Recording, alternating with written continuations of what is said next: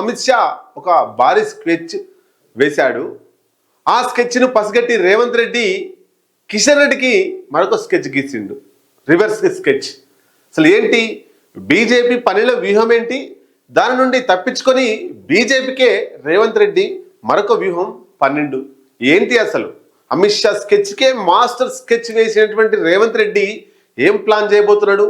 కిషన్ రెడ్డిని ఎందుకు వెంట పెట్టుకొని కేంద్ర మంత్రిని కలిసిండు? ఇంతకీ అమిత్ షా ఏమనుకున్నాడు? దానికి రేవంత్ రెడ్డి కౌంటర్గా ఏం చేసిండు? కాంగ్రెస్ పార్టీని కాపాడుకోవడం కోసం రేవంత్ రెడ్డి చేస్తున్నటువంటి ప్లాన్ ఏంటి? రేవంత్ రెడ్డి బలంగా ఉంటే బీజేపీకి పుట్టగతులుండవని అమిత్ షా చేస్తున్న తెలంగాణలో ప్రయోగం ఏంటి? ఒకసారి చూద్దాం. 2018లో జరిగినటువంటి అసెంబ్లీ ఎన్నికల్లో కాంగ్రెస్ పార్టీకి కేవలం 20 మంది ఎమ్మెల్యేలు మాత్రమే గెలిచారు. దాంట్లో 14 మంది కాంగ్రెస్ పార్టీలో గెలిచి 20 మందిలో గెలిచిన దాంట్లో 14 మంది కాంగ్రెస్ పార్టీని వదిలిపెట్టి బీఆర్ఎస్ పార్టీలో, అప్పటి టీఆర్ఎస్ పార్టీలో చేరారు. ఆ తర్వాత జరిగినటువంటి ఎంపీ ఎన్నికల్లో ఉత్తమ్ కుమార్ రెడ్డి హుజూర్ నగర్ ఎమ్మెల్యేగా ఉన్నా కూడా నల్గొండ నుండి ఎంపీగా పోటీ చేసి గెలుపొందడంతో హుజూర్ నగర్ లో ఉప ఎన్నిక వచ్చింది. ఆ ఉప ఎన్నికలో కాంగ్రెస్ ఉత్తమ్ కుమార్ సిట్టింగ్ లో అక్కడ బీఆర్ఎస్ పార్టీ, అప్పుడు టిఆర్ఎస్ పార్టీ శానంపూడి సైదిరెడ్డి గెలిచిండు. అంటే కాంగ్రెస్ పార్టీకి మిగిలింది 5 మంది ఎమ్మెల్యేలు మాత్రమే. అట్లాగే ఇంకొక పెద్ద దెబ్బ ఏంది అంటే నాగార్జున సాగర్ లో నోముల నరసింహయ్య మృతి తర్వాత జరిగినటువంటి బై ఎలక్షన్ లో నోముల నరసింహయ్య కొడుకు నోముల భగత్ చేతిలో కాంగ్రెస్ సీనియర్ నేత అయినటువంటి జానారెడ్డి ఓడిపోవడం కాంగ్రెస్ కు దెబ్బ మీద దెబ్బ పడుతూనే వచ్చినాయి. అట్లాగే జరిగినటువంటి మరొక ఉప ఎన్నికకు సంబంధించి దుబ్బాకలో బీఆర్ఎస్ సిట్టింగ్ స్థానం సోలిపేట రామలింగారెడ్డి చనిపోతే ఆయన భార్య సుజాతను అక్కడ బీఆర్ఎస్ పార్టీ, అప్పటి టీఆర్ఎస్ పెట్టి బరిలో దింపింది. బీజేపీ నుండి రఘునందన్ రావు, కాంగ్రెస్ పార్టీ నుండి శ్రీనివాస్ రెడ్డి అక్కడ కాంగ్రెస్ 3వ స్థానంలో నిలిచి ఇంకా దిగజారిపోయింది. ఆ తర్వాత హుజురాబాద్ లో టిఆర్ఎస్ పార్టీ నుండి మంత్రి పదవి నుండి ఈటల రాజేందర్ ని బర్తరఫ్ చేసిన తర్వాత అక్కడ ఉప ఎన్నికలు వచ్చినాయి. ఆ ఉప ఎన్నికల్లో ఈటల రాజేందర్ బీజేపీ తరఫున పోటీ చేసి గెలిచిండు. బీఆర్ఎస్ పార్టీ 2వ స్థానంలో ఉంది. కాంగ్రెస్ పార్టీకి కేవలం 4,000 మాత్రమే ఓట్లు పడ్డాయి. అంటే కాంగ్రెస్ పార్టీ ఎంత తెలంగాణలో ఎంత దిగజారిపోయింది అనేటువంటి విషయం రాహుల్ గాంధీకి స్పష్టంగా అర్థమైంది. అట్లాగే హైదరాబాద్ లో జరిగినటువంటి జిహెచ్ఎంసీ ఎన్నికల్లో కేవలం 2 కార్పొరేటర్లు మాత్రమే గెలుచుకుంది జిహెచ్ఎంసీ ఎన్నికల్లో. అది కూడా ఉప్పల్ నియోజకవర్గ పరిధిలో మాత్రమే.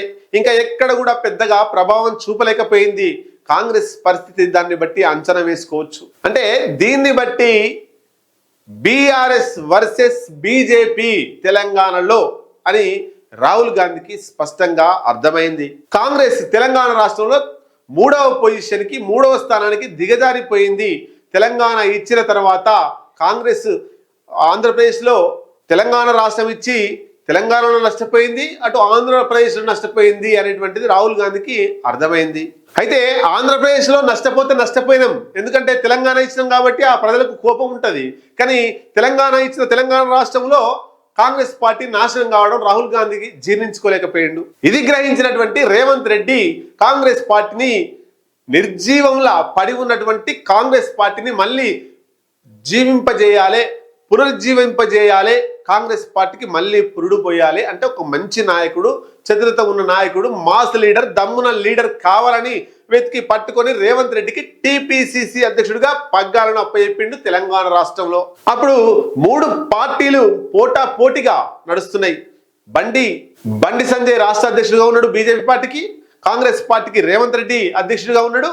అట్లాగే బీఆర్ఎస్ పార్టీ కేసీఆర్ అధికారంలో ఉండి పెద్ద ఎత్తున నడుస్తున్నాయి 3 పార్టీలు. డి అంటే డి అంటే 3వ పొజిషన్ లో ఉన్నటువంటి కాంగ్రెస్ పార్టీని రేవంత్ రెడ్డి వచ్చిన తర్వాత పోటీలోకి తీసుకొచ్చిండు. నువ్వా నేనా అన్న చందంగా మార్చిండు. అయితే కేసీఆర్ లైన్ లో బీజేపీ నేతలు, తెలంగాణ బీజేపీ నేతలు ఉండడంతో బండి సంజయ్ని తప్పించిర్రు, బండి సంజయ్ని పక్కకు పెట్టిర్రు, బీజేపీ రాష్ట్ర అధ్యక్ష పదవి నుంచి తీసేసిర్రు. ఆ తరుణంలోనే ఆ సిచ్యువేషన్ ని వెంటనే క్యాచ్ చేసినటువంటి రేవంత్ రెడ్డి బీజేపీకి రావాల్సినటువంటి క్రేజీని అంతా కూడా రేవంత్ రెడ్డి తన వైపు మరల్చుకున్నాడు, అంతా కాంగ్రెస్ వైపు మరల్చిండు. కేసీఆర్ ను టార్గెట్ చేస్తూ మీటింగ్లు పెట్టి, కేసీఆర్ ను టార్గెట్ చేస్తూ మాటలు మాట్లాడి అనేక రకాల టార్గెట్ చేసిండు కేసీఆర్ని.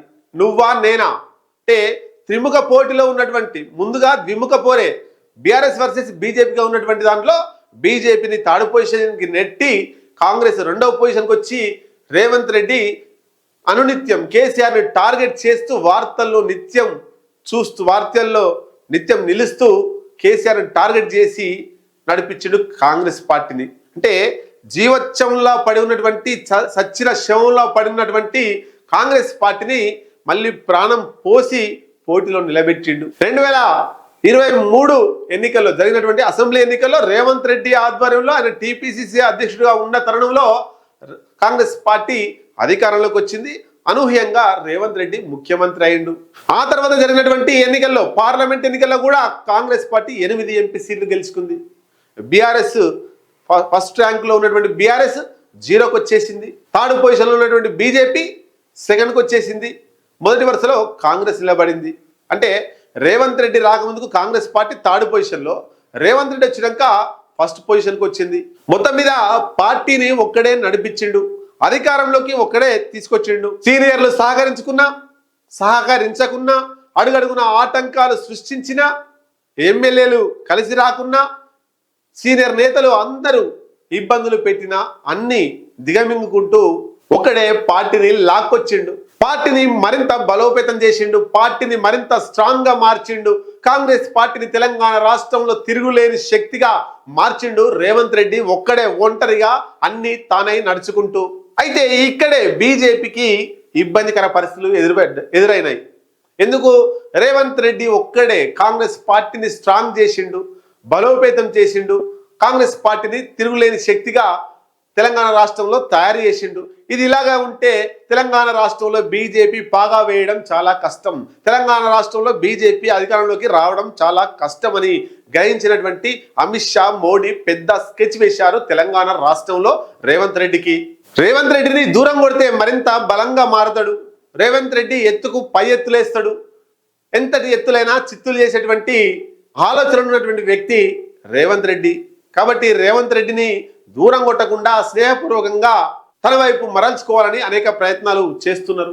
అందులో భాగంగానే రేవంత్ రెడ్డి మా మనిషే అంటూ కొన్ని సోషల్ మీడియాలో వైరల్ అయిన వార్తలు, అది బీజేపీలోని స్కెచ్లో భాగంగానే. తర్వాత ఇంకొకటి విషయం ఏమన్నారు, రేవంత్ రెడ్డి ఆర్ఎస్ఎస్ నుండి వచ్చింది కాబట్టి ఇంతటి పరిపాలన చేస్తున్నాడు, ఇంతటి బాగా ఆర్ఎస్ఎస్ మూలాలు ఉన్నటువంటి వ్యక్తి రేవంత్ రెడ్డి. అంటే మొత్తం మీద మావాడు, మా రేవంత్ రెడ్డి అని అనిపించుకోవాలనే ప్రయత్నం బాగా చేసిర్రు. ఇంకా మన దేశ ప్రధానమంత్రి నరేంద్ర మోడీ ఒక అడుగు ముందుకేసి ఇండైరెక్ట్ గా రేవంత్ రెడ్డి రా కలిసి పోదామని మాట్లాడినటువంటి మాటలు రాష్ట్ర వ్యాప్తంగా చర్చ జరిగింది. ఇవన్నీ మోడీ, అమిత్ షా స్కెచ్ లో భాగంగానే ఇవి జరిగినాయి. ఎందుకు మరి రేవంత్ రెడ్డి మా మనిషి అని చెప్పిర్రు, రేవంత్ రెడ్డి ఆర్ఎస్ అని ఎందుకు చెప్తున్నారు, రేవంత్ రెడ్డిని కలిసిపోదామని ప్రధానమంత్రి మోడీ సాక్షాత్తు ఎందుకు పిలిపించిండు అని ఒక్కసారి డెప్త్ గా మనం ఆలోచిస్తే, కాంగ్రెస్ పార్టీకి రేవంత్ రెడ్డిని దూరం చేయడం కోసమే ఈ పదాలు, ఈ మాటలు మాట్లాడారు. ఇది పథకం ప్రకారమే ఈ కుట్ర రేవంత్ రెడ్డి మీద జరుగుతుంది. పబ్లిక్ లో రేవంత్ రెడ్డి బీజేపీ మనిషి అని చర్చ జరగడం కోసం ఈ ప్రయత్నం జరుగుతుంది. బీజేపీకి పావుగా రేవంత్ రెడ్డి మారిండు అని చెప్పడం కోసం ఈ ప్రయత్నం జరుగుతుంది.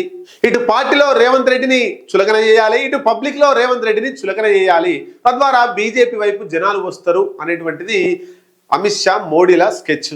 అందులో భాగంగానే మీనాక్షి నటరాజన్కి రాజ్యసభ రాకపోవడానికి రేవంత్ రెడ్డే కారణం, రేవంత్ రెడ్డి మనిషే కారణం అనేటువంటిది పెద్ద ఎత్తున ప్రచారం చేయడంలో కీలక పాత్ర బీజేపీ నాయకుల సోషల్ మీడియాలు పనిచేసినాయి. అంటే రేవంత్ రెడ్డిని మనవాడని చెప్తూనే కాంగ్రెస్ పార్టీకి దూరం చేయాలనే ఆలోచనతో ఇన్ని జరిగినాయి.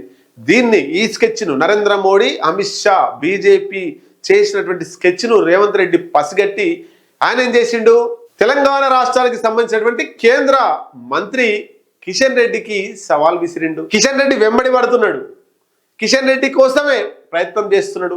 కిషన్ రెడ్డికి స్కెచ్ గీసినట్టే కనబడుతుంది. ఎందుకు? నరేంద్ర మోడీ దగ్గరికి పోయినా, అమిత్ షా దగ్గరికి పోయినా డైరెక్ట్గా కేంద్ర మంత్రుల దగ్గరికి పోయినా రేవంత్ రెడ్డి మా మనిషి కాబట్టే అపాయింట్మెంట్ ఇచ్చినాం, రేవంత్ రెడ్డి మావాడు కాబట్టే మేము సహకరిస్తున్నామని చెప్తారు.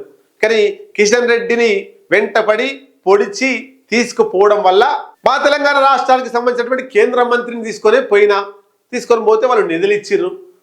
నాకేం సంబంధం వాళ్ళతోటి? నేను రాష్ట్రంలో ముఖ్యమంత్రిగా ఉన్నా, ఆయన దేశంలో మంత్రులుగా ఉన్నారు. కాబట్టి మన రాష్ట్రానికి సంబంధించినటువంటి కేంద్ర మంత్రిని తీసుకుపోయినా నేను ఒక్కరిని పోలేదు కదా అని చెప్పడం కోసం. తర్వాత ఇంకా రెండో కారణం ఏంటంటే, రాబోయే రోజుల్లో ఎక్కడైనా ఎన్నికలు జరిగితే బీజేపీ తరఫున కిషన్ రెడ్డి పోతాడు, కాంగ్రెస్ తరఫున రేవంత్ రెడ్డి పోతాడు. కాబట్టి అక్కడ ప్రధానంగా పోటీ చేసేది బీఆర్ఎస్, బీజేపీ, కాంగ్రెస్. సో అక్కడ మళ్ళీ వీళ్ళే మాట్లాడుకుంటారు. ఏమని? ఒక పార్టీ మీద ఒక పార్టీ విమర్శలు చేసుకుంటారు. కాబట్టి అప్పుడు ఆరోపణలు చేసుకుంటారు. అప్పుడు కిషన్ రెడ్డి రేవంత్ రెడ్డి మీద ఆరోపణ చేయడానికి లేదు, బీజేపీ వాళ్ళు రేవంత్ రెడ్డి మీద ఆరోపణ చేయడానికి అవకాశం ఉండదు. ఎందుకు? ఆయన ముఖ్యమంత్రిగా ఉన్నాడు కాబట్టి నిధుల కోసం వచ్చిండు. కిషన్ రెడ్డిని పట్టుకోకుండా ఒక్కడే రేవంత్ రెడ్డి పోతే లాబింగ్ కోసం వచ్చిండు, మావోడే కాబట్టి వచ్చిండు అని చెప్పి చెప్తుంటారు. ఎన్నికల్లో అవి వాడుకుంటారు, ఎన్నికల్లో ఈ మాటలు వాడతారు. కాబట్టి కిషన్ రెడ్డి సాక్షిగా ఉంటాడు. ఎందుకు పోయినాం? నిధుల కోసం పోయినాం, మెట్రో కోసం పోయినాం, ఇంకా తెలంగాణ రాష్ట్రానికి అభివృద్ధి పనులకు సహకరించమని కేంద్రం నిధుల కోసం పోయినాం అని చెప్తాడు. కాబట్టి రేవంత్ రెడ్డి కిషన్ రెడ్డిని తీసుకొని వెళ్తున్నాడు. అంటే రేవంత్ రెడ్డి ప్లాన్ రేవంత్ రెడ్డికే ఉంది. ఏంటి? బీజేపీకి సరెండర్ అయి ఉండడం వల్ల రేవంత్ రెడ్డికి వచ్చేది ఒరిగేది ఏం లేదు. ఇది ఇంతకుముందు ఒక వీడియో చేసి చూపించిన. బీజేపీ ఆఫర్ ఇస్తే రేవంత్ రెడ్డికి ఏం ఆఫర్ ఇవ్వాలి? ఇస్తే ప్రధానమంత్రి ఆఫర్ ఇవ్వాలి, లేదా రాష్ట్రపతి ఆఫర్ ఇవ్వాలి. అవి ఎట్లాగో ఇవ్వరు. ముఖ్యమంత్రి రేవంత్ రెడ్డి ఉన్నాడు కదా, అంతకంటే పెద్ద పొజిషన్ తెలంగాణలో ఏముండదు కదా. ఇంకా బీజేపీ ఏం ఆఫర్ ఇస్తుంది? ముఖ్యమంత్రి కంటే పెద్ద పోస్ట్ ఇస్తా అంటదా? అయినా కాంగ్రెస్ కంటే బీజేపీ తక్కువ ఉంది కదా తెలంగాణ రాష్ట్రంలో. 8 మంది ఎంపీలు, 8 మంది ఎమ్మెల్యేలు, 2-3 ఎమ్మెల్సీలు ఉన్నారు. కానీ కాంగ్రెస్ పార్టీకి 60-65 మంది ఎమ్మెల్యేలు ఉన్నారు, 8 మంది ఎంపీలు ఉన్నారు, ఎమ్మెల్సీలు ఉన్నారు, మంత్రులు, అధికారంలో ఉంది ఏకంగా తెలంగాణ రాష్ట్రంలో. ఇంకా దానికంటే మించింది రేవంత్ రెడ్డికి ఏమొస్తుంది? బీజేపీతో పోతే, బీజేపీతో లోపాయకారంగా ఉంటే అనేటువంటిది చర్చ. మొత్తం మీద మావాడు అనిపించుకోవాలని బీజేపీ చూస్తున్నారు. నేను మీ వాడిని కాదు, నేను కాంగ్రెస్ వారినే. అయినా సరే పనులు చేసుకుంటా కిషన్ రెడ్డిని పట్టుకొని. కిషన్ రెడ్డి వచ్చినాక అక్కడ నిధులు ఇవ్వకపోతే కిషన్ రెడ్డి ఫెయిల్ అయినట్టే కదా. కిషన్ రెడ్డిని ఫెయిల్యూర్ కింద చూపించవచ్చు, తెలంగాణ రాష్ట్ర ప్రజల ముందు నిలబెట్టచ్చు. మన కేంద్ర మంత్రిని, నేనంటే రాష్ట్రానికి సంబంధించినటువంటి ముఖ్యమంత్రిని, కాంగ్రెస్ పార్టీ. కానీ కిషన్ రెడ్డిని బీజేపీ కదా, కేంద్ర మంత్రి కదా, ఆయన తీసుకుపోయినా కూడా నిధులు ఇస్తలేరు, ఆయనతో కూడా ఇతలేదు, ఆయన అన్ఫిట్ అని చూపెట్టడం కోసం. ఒకవేళ నిధులు ఇచ్చారనుకోండి, మేము ఇద్దరం కలిసిపోయి తెచ్చినామని చెప్పుకోవడం కోసం ప్రయత్నం. అంటే నిధులు వస్తేనేమో రేవంత్ రెడ్డి తెచ్చినాం, నిధులు రాకపోతే కిషన్ రెడ్డితో కూడా అయితలేదు, నేను కాంగ్రెస్ ముఖ్యమంత్రిని, కేంద్రం ఇట్లా వివక్ష చూపిస్తుంది తెలంగాణ మీద, వాళ్ళ మంత్రికి కూడా రెస్పాండ్ అవ్వడం లేదని చెప్పుకోవడం కోసం. మొత్తం మీద అమిత్ షా, మోడీ వేసినటువంటి కుట్రను పసిగట్టి రేవంత్ రెడ్డి కిషన్ రెడ్డికి మరొక స్కెచ్ వేసి ఆయన కేంద్ర మంత్రుల దగ్గరికి తీసుకుపోతున్నాడు.